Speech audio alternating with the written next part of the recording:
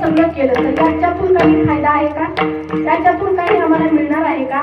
तुकाराम महाराज म्हणताय बाबा हे जग जे आहे ना, हे जग जे आहे हे जग अवघडात जाणार नाही, म्हणून मी सगळ्यात सोपं सांगितलं, सगळ्यात सोप्यातलं सोपं सांगितलं की या जगामध्ये सगळ्यात सोपं जर काही असेल तर ते आहे भगवंताचं नामस्मरण. बरं, भगवंताचं नामस्मरण आहे. मग ते नामस्मरण जर नाही केलं, जर आम्ही नाही केलं तर काय होईल? तुकाराम महाराज म्हणतायत ते नामस्मरण जर तुम्ही नाही केलं तर काय होईल?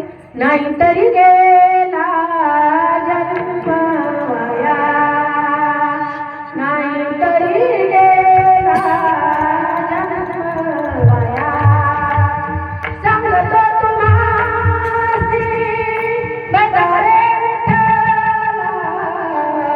सांगतो तुम्हासी बजारे विठ्ठला, नाहीतरी गेला जन्म वाया, नाहीतरी गेला जन्म वाया.